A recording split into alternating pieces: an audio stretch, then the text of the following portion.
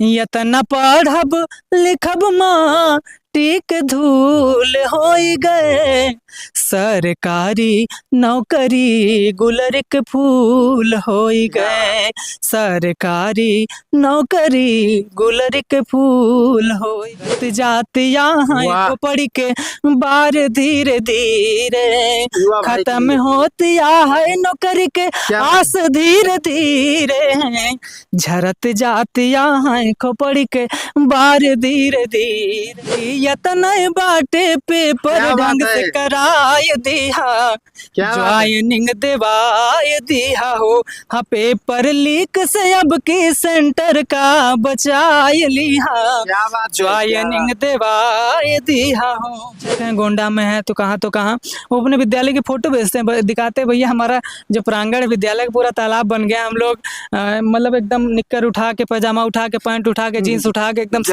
सिकोड़ करके तब पार कर पाते हैं, कभी कभी तो भीग भी जाता है। नमस्कार मित्रों, आप देख रहे हैं पे इंडिया न्यूज। पे इंडिया न्यूज में आपका बहुत बहुत स्वागत है। मित्रों इस समय मैं अमेठी में हूँ। अमेठी आप जानते होंगे, चाहे वो राजनीतिक कारण हो चाहे साहित्यिक हो, वो हर समय चर्चा में रहता है। राजनीतिक कारण से देखेंगे तो यहाँ से प्रधानमंत्री भी चुने जाते हैं, और यहीं से साहित्यिक जगत में देखेंगे तो मलिक मोहम्मद जैसी भी है। तो मित्रों हम अमेठी में हैं। अमेठी के एक बच्चे को आप बहुत अच्छे तरीके से जानते होंगे, जो प्रदीप मौर्य हैं, और सरकार से बराबर सवाल करते रहते हैं। जो वर्तमान में चलता रहता है वो दिखाते रहते हैं अपने साहित्यिक के माध्यम से। ऐसे में हमारे साथ प्रदीप मौर्य जी हैं और हम उनसे खास बातचीत करेंगे।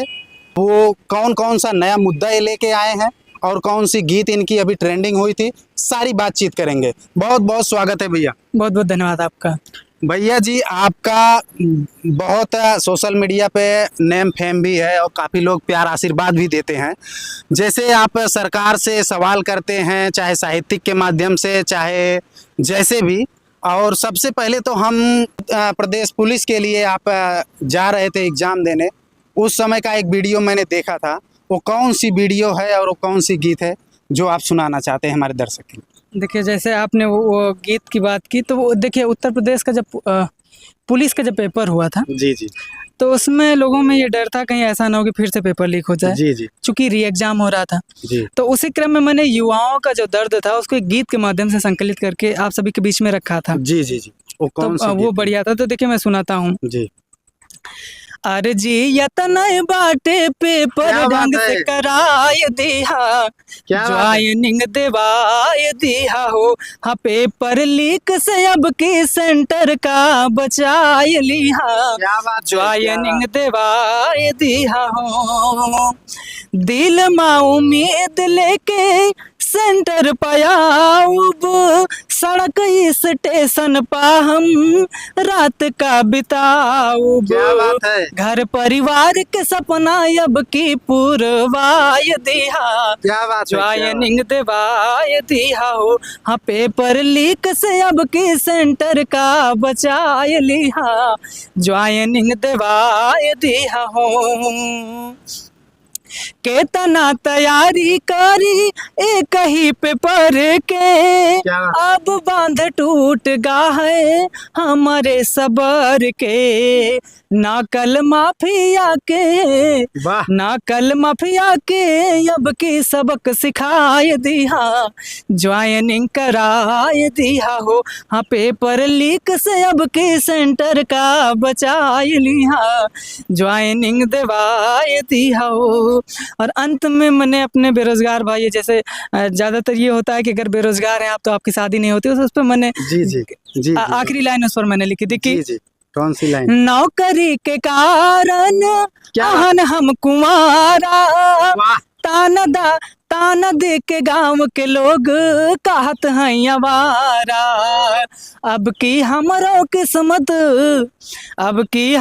किस्मत बाबा चमकाए दिया, ज्वाइनिंग देवाए दिया हो, हाँ यार जी यतना बाटे पेपर ढंग से कराए दिया, ज्वाइनिंग देवाए दिया हो।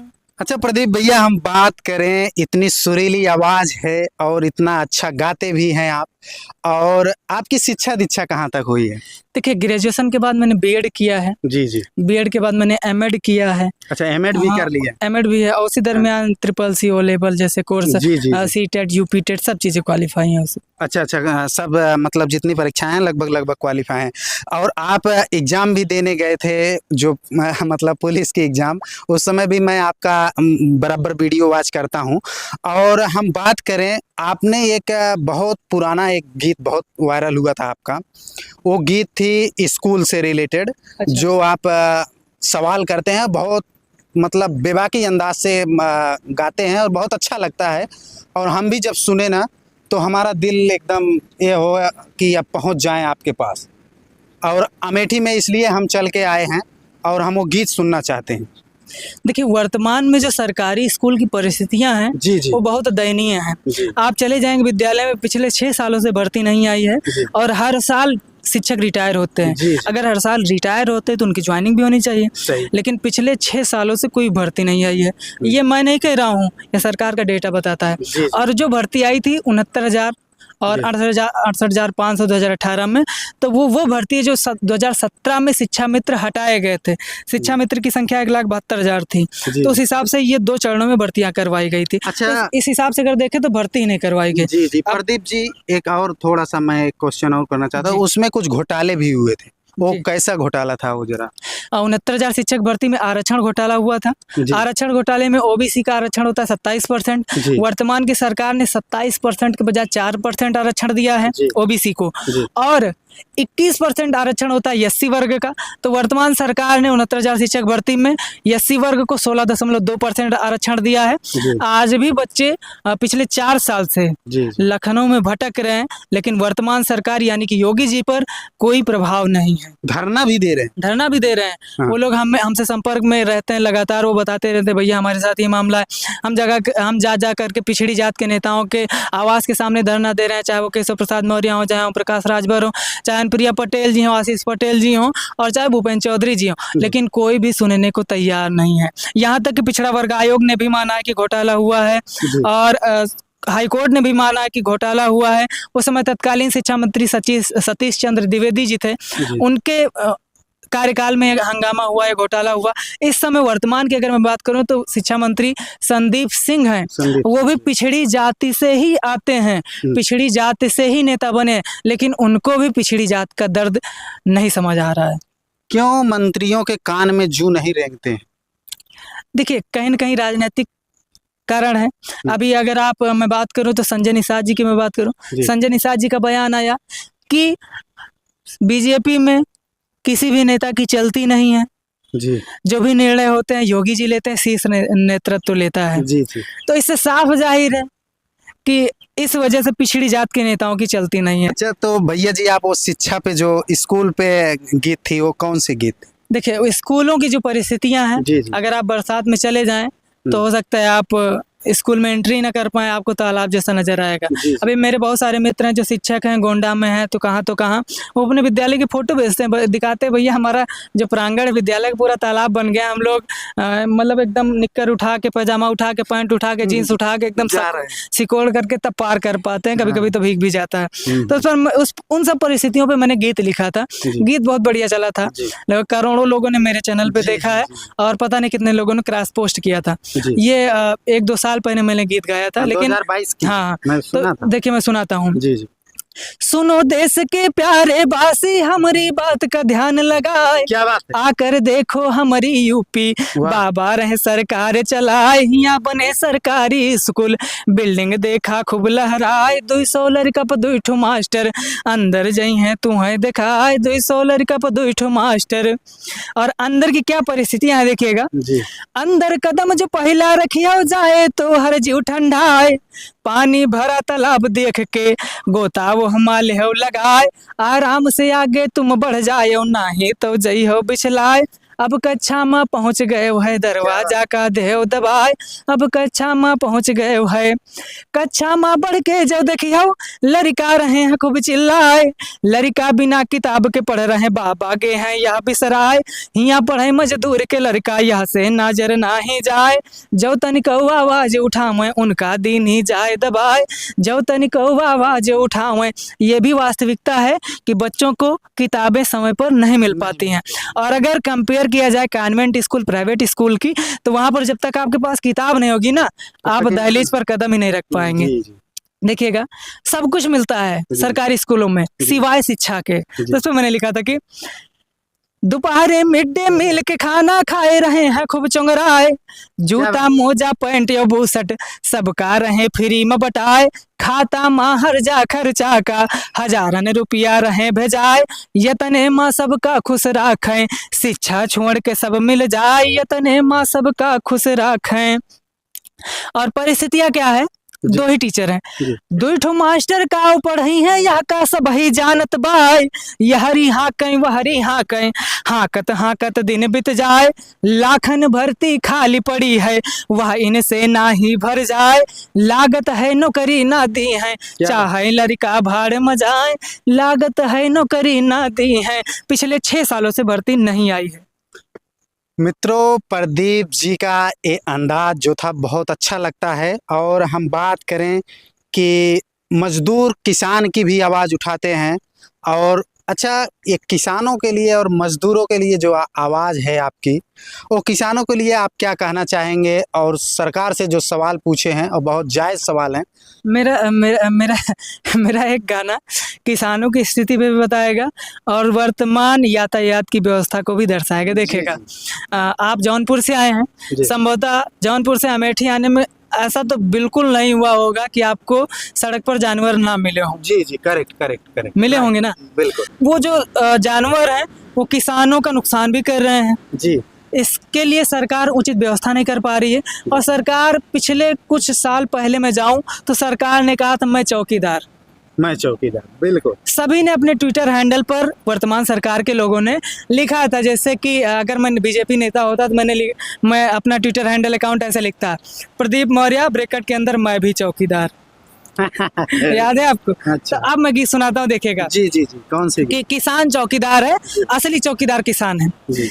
रात भर डंडा लेके हाँकता ही साड़, क्या बात है? मैं भी चौकीदार, मैं भी चौकीदार, रात भर डंडा लेके हाँकता ही साड़, मैं भी चौकीदार, मैं भी चौकीदार।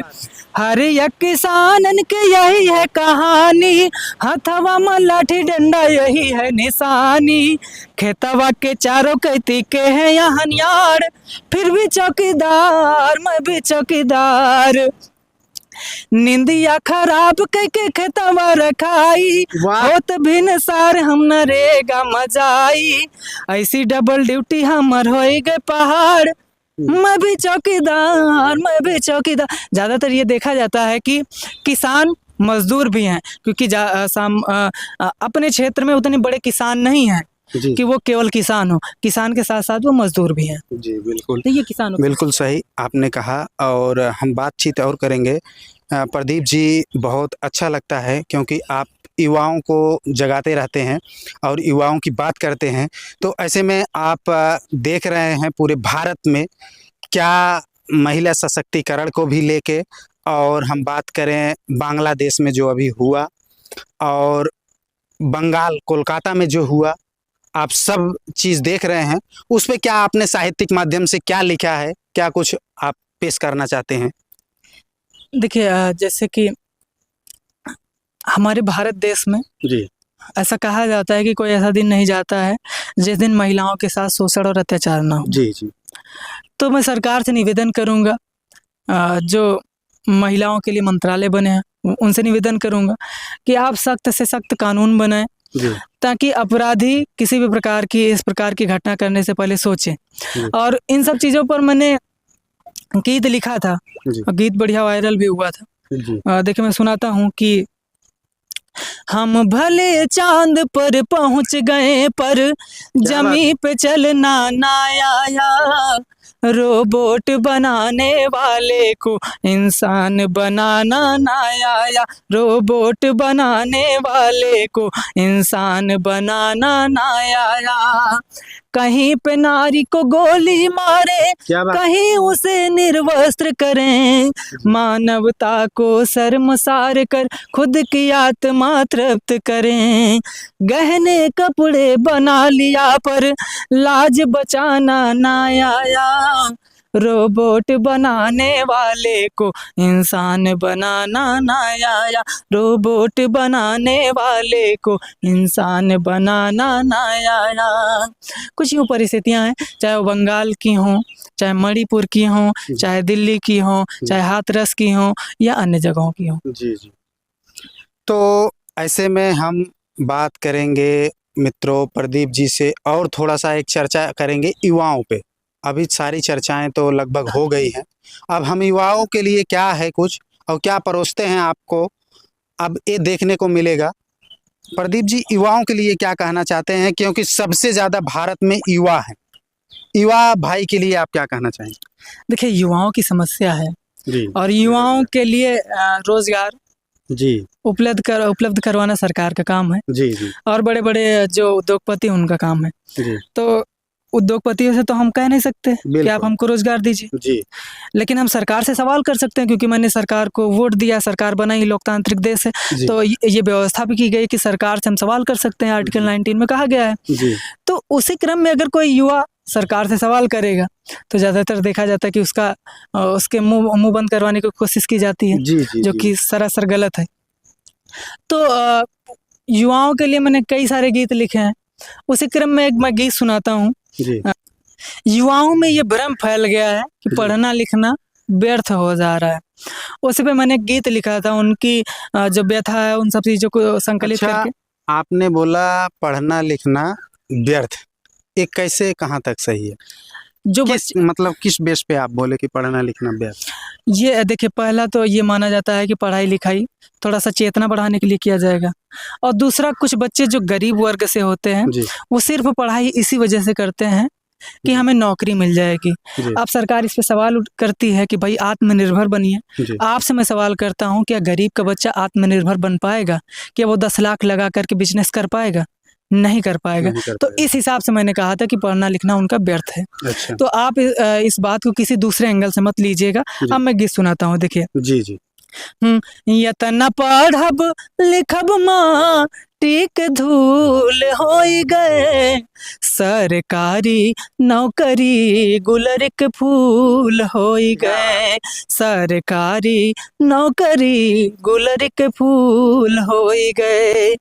अब लोहे क चना हम चबाइब ना, पेपर भर्ती के दिया हम जाइब ना, पेपर ली कहू अब छोटी भूल होई गए, सरकारी नौकरी गुलरिक फूल होई गए, सरकारी नौकरी गुलरिक फूल होई गए। इनकी सरकार, हमारी जो सरकार है, जैसे ये ट्रेन दुर्घटनाएं हो जाती हैं अचानक से, तो उसमें हमारे जो रेल मंत्री जी हैं वो कहते हैं एक छोटी घटना है, विपक्ष इसको लगातार टारगेट कर लेती है, ट्विटर पे ट्रेंड हो जाता है, छोटी घटना हो गई। तो ये लोग बड़े बड़े मुद्दे को छोटी घटना बता देते हैं। पेपर लीक हो जाना कोई छोटी घटना नहीं है, ट्रेन का पलट जाना कोई छोटी घटना नहीं है।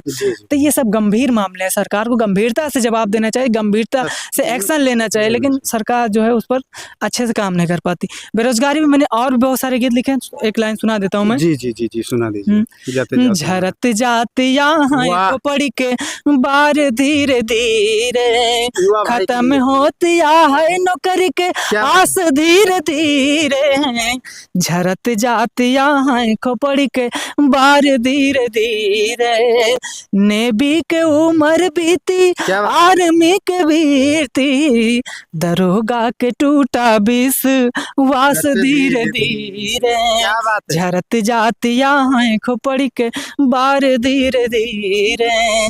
तो यूं मामले हैं, मुद्दे हैं। Thank you. हमारे साथ मित्रों थे प्रदीप मौर्य जी, और ये आपको गीतों के माध्यम से सरकार से सवाल पूछते हैं, और सरकार कोई भी हो, सरकारें आती जाती रहती हैं, लेकिन सवाल करना इनका जायज़ है, युवा के लिए सबसे ज़्यादा सक्रिय रहते हैं। और आप लोगों को ये गीत और इनका अंदाज सवाल करने का कैसा लगा, आप अपनी राय कमेंट राय में ज़रूर दीजिए। मिलते हैं नेक्स्ट वीडियो में नई खबर के साथ। जय हिंद, जय भारत।